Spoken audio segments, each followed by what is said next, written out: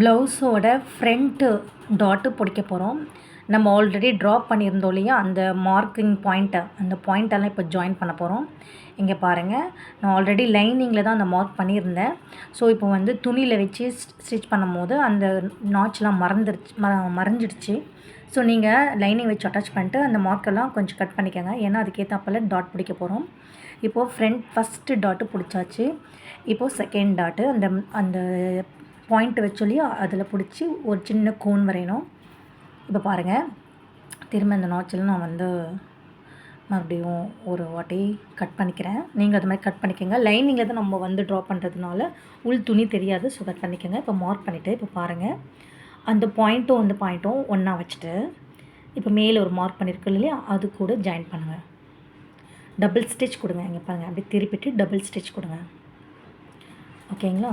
இப்போது arm whole side அங்கே பாருங்கள், அந்த டாட் கிட்ட கரெக்டாக ஸ்டிச்சிங் வந்து நிற்கணும். இந்த மாதிரி ஒரு கோன் போட்டுக்கோங்க. அதே மாதிரி ஊக்கு ஐப்பட்டி வர சைடு இந்த டாட் பிடிக்கணும். கரெக்டாக அந்த பாயிண்ட்டுக்கிட்ட வந்து ஊசி அப்படியே கூர்மையாக வரணும். இப்போ வந்து பட்டி ஜாயின் பண்ண போகிறோம். நல்ல துணியை பாருங்கள், நல்ல சைடும் ராங்கு லைனிங் துணியை ஸ்டிச்சிங் பண்ணியிருக்கோம் இல்லையா, அந்த சைடு வச்சு இப்போது நம்ம வந்து அந்த மூணுத்தையும் ஈவனாக தைச்சிட்டு வரணும். இது வந்து பட்டி, கீழ்பட்டி பாருங்கள். அந்த கோன் கிட்ட ஊசி வரும்போது அந்த கோன் லைட்டாக மடிச்சிட்டு திரும்ப மூணு துணியும் ஈவனாக வரணும். பாருங்கள், இந்த மாதிரி கொஞ்சம் கொஞ்சமாக அப்படியே தைச்சிட்டு வாங்க. அது கேர்வாக இருந்தால் தான் அந்த கப் ஷேப்புக்கு திரும்பும். ஸோ நான் இங்கே வந்து கீழே பட்டி எடுக்கும்போது அந்த கேர்வ் கண்டிப்பாக கொடுக்கணும். ஸ்ட்ரெயிட் கட் எடுத்து அந்த கேர்வ் கொடுக்கக்கூடாது. இப்போ பாருங்கள், இப்போ திருப்பி எடுத்துட்டால் இன்விசிபிளாக இருக்கும். ஸ்டிச்சிங் உள்ளே போயிடும்.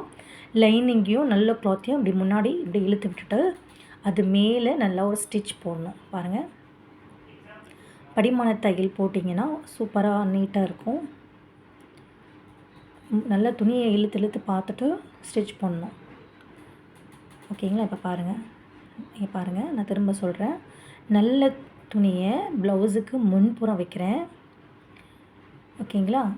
அந்த லைனிங் துணியை பேக் சைடு வைக்கிறேன், ஸ்டிச்சிங் சைடு. இங்கே பாருங்கள், இந்த ராங் சைடு வைக்கிறேன். இப்போ இந்த மூணுத்தையும் ஒன்றா ஸ்டிச் பண்ணணும். மேலே நோக்கி ஸ்டிச் பண்ணணும். அப்படி ஸ்டிச் பண்ணிட்டு துணி அப்படி கீழே போட்டால் வந்துடும் அழகாக. இந்த ஸ்டிச்செல்லாம் அப்படியே உள்ளே போயிட்டு வெளியே தெரியாது. நம்ம ஸ்டிச் பண்ண அந்த பட்டி ஜாயின் பண்ணது தெரியாது. இங்கே பாருங்கள், இந்த மாதிரி பண்ணுங்கள். இந்த மாதிரி பண்ணால் தான் நம்ம வந்து செஸ்ட்டுக்கிட்ட இந்த இது குத்தாது. ஏன்னா ஸ்டிச்சிங் உள்ளே போயிடுது இல்லையா. இப்போ பாருங்கள், அது மேலே படிமான தையல் போடுங்க. துணியை நல்லா இழுத்து கரெக்டாக ஒரு படிமான தையல் போடுங்க. ஓகே, போட்டாச்சு.